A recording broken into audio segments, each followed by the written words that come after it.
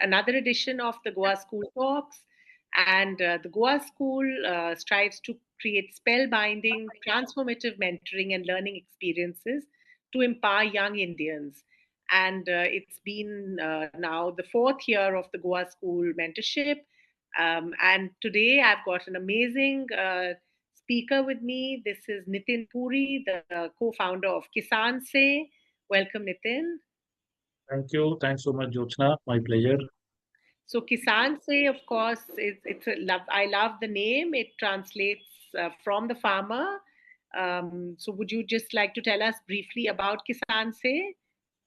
Sure, Jyotsna. Thank you so much. KisaanSay is a company that we started about 2 years ago with the objective of helping consumers to access healthy, tasty food products coming directly from farmers, and also to help farmers to access better livelihoods. Because typically, what you see in the modern age industrial food economy is that typically out of every 100 rupees that a consumer spends, the farmer gets less than 30 rupees, less than 30% of the consumer pie. And that is because of the nature of the supply chain and the nature in which the new age so-called modern industrial food economy works. And of course, it's a very long story of how it has shaped up over the decades, etc. But eventually, consumers are not able to get access to good food products. Farmers are not able to get access to the right kind of incomes and livelihoods. And that is very paradoxical because consumers and farmers are the two most important stakeholders. And except the two of them, everybody else in the supply chain seems to be happy. So So Kisan I Say is, had some good yes, experience at that, right? So Nitin has had 25 years experience in senior roles at ITC, with Reliance, with MCX and Yes Bank. He's right. worked across functions and industries with sales, operations, supply chain. So he has a deep knowledge of how the retail works. So it's great to see that you're now putting that behind the farmers. And of Absolutely. course, I'm sure your MBA from IRMA and the AMP in Agribusiness from Cornell has really brought different knowledge into how you've launched this brand. Absolutely, absolutely. I think all the experiences of having worked in different places in operating roles, and of course the experience at IRMA, the Institute of Rural Management Anand, which is also the birthplace of Amul, the white revolution that happened in India about 6, 7 decades ago. And it so happened that at that point in time, when I was studying in IRMA in the late 90s, Dr. Kurian, who's the architect of the white revolution, was very much alive and kicking. And he used to be the chairman of IRMA as well, our institute as well, apart from multiple other roles like being involved in the National Dairy Development Board, Amul, etc. So we would, talk to him, interact with him, engage with him, and we were all kids in awe of him because he was like a titan, Padma Shri, Padma Bhushan, globally acclaimed person who had actually revolutionized the milk sector in India, the entire Has cooperative. uh, has the Amul model also contributed in how you've structured Kisan Say? Very much, very much. Amul indeed is the inspiration for Kisan Say. The only difference being that Amul is organized as a cooperative. We are organized as a private limited company. But the essence of ensuring that farmers get access to good incomes, good livelihoods, democratization of farmers' institutions, helping farmers to add value to their products, benefit from the economies of scale, and sell their products in retail and eventually getting a larger share of the consumer pie. So these are all traits and tenets of the Amul model as well. So it's exactly those principles and exactly those value systems that we've taken to the KisaanSay model as well in a reincarnated in a new format, but the essence remains pretty much the same. Okay. And how did you start? By how did you convince farmers and the farmer collectives to move from this, initial mindset of how they sold to this process and brand mindset that you're? Convincing farmers, Jyotsna, was a quite a task because when we went for the first time to farmers telling them, hey, there is a proposition like this where we will market your products. And we also told them that we will put your branding on our packs. We will also share our profits with you. So they were like, this is another urban city dweller who's come to fool us, because so many people from the cities have gone to farmers, and farmers are generally very mistrustful of people coming from the cities, and they think of it as some quote unquote some new scheme that has come कि कुछ तो लेके आए हैं और कुछ तो गड़बड़ है इसमें. So how can it be so good? Why would somebody go for co-branding? Why would somebody go for profit sharing? And then it took a lot of effort through multiple meetings, through engagements, through trust building, and then starting with small lots. We obviously wouldn't do big lots to start with. So doing a few lots in the beginning, doing small lots of products in the beginning, developing this element of trust and confidence with them, and then slowly increasing it to a point where then they started developing so much of trust that business started happening, on a very large scale. I'll just give you two or three numbers. So we have 25 farmer groups as of today, who process and pack our products. Most of them, when we started business with them, they were doing not even a few lakhs of rupees of business on an annual basis.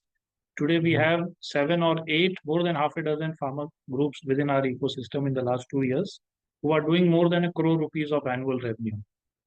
And it all started with that initial simple discussion, that creation of trust and confidence, starting with small lots, developing a rapport over time, over months, over quarters.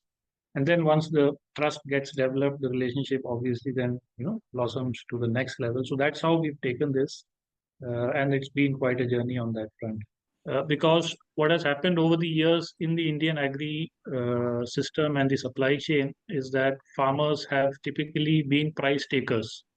So there may be a mandi, there may be an intermediary, there may be an aditya or a commission agent, and it is somebody else who is first of all deciding the price. The farmer has absolutely no say in determining the price at which he or she is going to sell the produce, number one. Number two, because the average land holding in India is very small, less than a hectare, uh, individually the farmers do not have any bargaining power. So only if farmers come together, and only if there is a collective action will, they be in a position to actually get a larger share of the consumer pie and access markets in a more remunerative way. So a lot of these things have shaped the nature of the agricultural supply chain in India over the years. And only if something were to be done to disrupt this, will it lead to something where farmers actually start getting a better share of the consumer pie, right? So that's essentially the essence of this. So, what about the PIN concept? You also have launched a different concept about the location identity being central to Correct. your brand. So, Correct. particularly now with the kind of market we have now with so many organic labels, does this specific geographic PIN help to build more consumer trust? Correct. It absolutely helps to build consumer trust because consumers increasingly want to know where their food came from. Having a certification or a label isn't enough. Consumers somehow have become very mistrustful of labels and certifications, because it's now an open secret. It was in the industry, but now even consumers know it, that certifications, labeling, in economics, if we study economics, if we are students of economics, there is a term called rent seeking. So there is somebody who is, masquerading as some sort of an inspector or some sort of a certifier, and it's not necessary that the certificate means that the product has actually gone through the grill of what that certificate is meant for. And as you will observe globally as well, India has got a very bad name when it comes to certifications and products actually sticking to what the certificate says.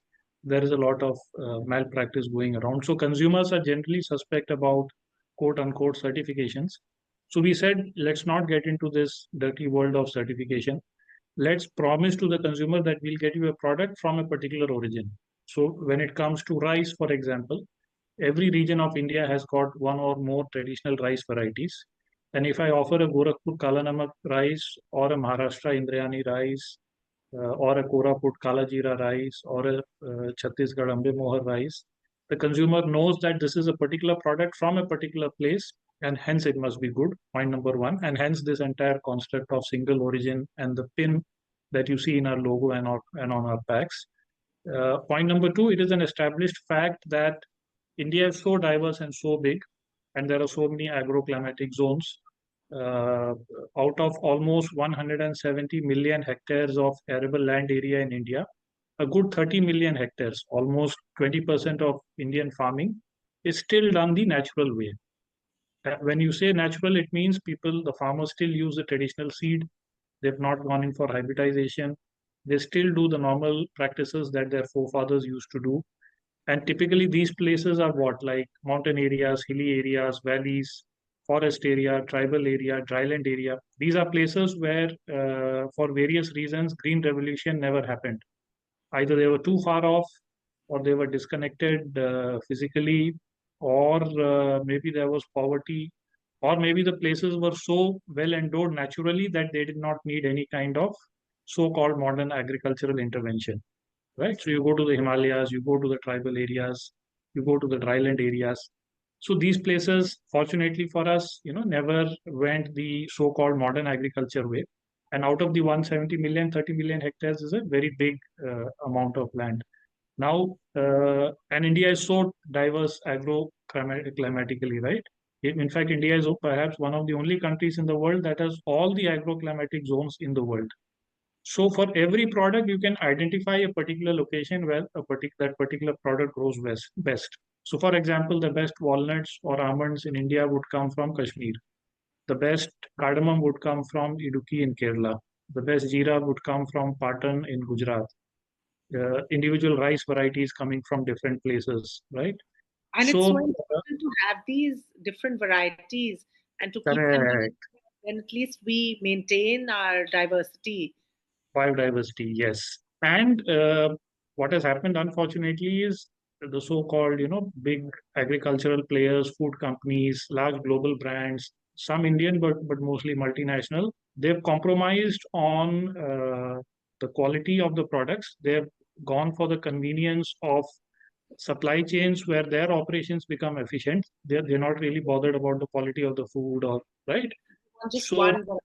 Yeah. it's a very paradoxical situation where consumers are not getting access to good food products. There are farmers who are growing them, and the mainstream brands over the last couple of decades have gone for compromise solutions where they have not respected this biodiversity. They've gone for standard products, they've gone for blending, they've gone for matching price points to an extent where high-end processing and all kinds of malpractices happen in large industrialized food factories. So it's time now for going back to the traditional way of how supply chains were 50, 60, 70 years ago, 100 years ago. And if these agroclimatic zones still exist, and if these locations still exist, and if we can put in an element of processing, value addition, packaging, so that the products stand out and are smart enough, they should be as good, if not better, than a multinational brand in the way they communicate, the way they look, etc. Then consumers will slowly start discovering more and more of, or rather rediscovering more and more of these products. And farmers will slowly start getting access to these markets. And then it becomes a win-win of sorts where, everybody benefits. So that was the whole idea of the single origin promise. And if you see globally, there are examples in spices. There are examples even in a simple product or commodity like water, right? A particular water coming from a particular spring in a particular area, or a little farther away in the wine space, or the balsamic vinegar of Modena, right? So there are these established provenance, propositions established in the minds of consumers. People are broadly aware that there is a particular product from a particular place, and if this product is from that place where it used to come from decades ago as well, it must be good. So that's how we took the route of single origin. And today we are India's largest single origin grocery brand. So you want to, get any kind of food product from any part of India where that product is famous for, in terms of, if it comes from that place, it's the best in quality, it's a natural product, etc. So that's the route we took. And then we also had a very, very interesting model called a co-brand and co-profit model, which helps farmers' identity also to be there on the products. So on every pack of KisaanSay, you'll find both the KisaanSay logo and also the logo of the respective farmer group. So we call that co-branding. It is also democratization in a way where we are enabling farmers' voice to be heard because they were nameless and faceless. So if you buy a KisaanSay pack, you will find the logo of the farmer group on the front of the pack. And behind the pack, of course, there will be a whole host of information about the product and the QR code, etc. And then a co-profit element, meaning to say whatever are the supply chain costs of the farmer groups, whatever are the marketing costs of KisaanSay. After netting off both of these costs, we also share the profits with farmers. So co-brand, co-profit is a is another very, very interesting element of our partnership model with farmers. Absolutely. But now, with these farmers that are spread across the country, how have you kept the consistent sort of seal of origin quality when the products are processed at source and there's no central processing? We have a standard SOP in terms of product quality control, quality assurance systems and processes that are in place. So a lot of training, hand holding, capacity building actually happens on ground. So that's one part of it. The second part of it is there is a scientific testing of the quality and the products quality control that also happens at our level. That's the second level of check. The third level of check is there are, of course, a lot of surprise visits and audits that we do in all of these factories that are located in different areas run by the farmer enterprises. But most importantly, the fourth and the most important point, the co-branding actually makes a lot of difference because rather than the first 3 points are more like us being a policeman and running around with a stick to ensure that things are in line with how they are intended to be. But this fourth unsaid element of co-branding is so powerful because the farmers very strongly feel that this is also their brand, their product, and they will not goof up or they will not do something untoward that gives their village name and their farmer branding a bad name. That's amazing. I mean, that must really make you feel so good. And I'm sure it was a great uh,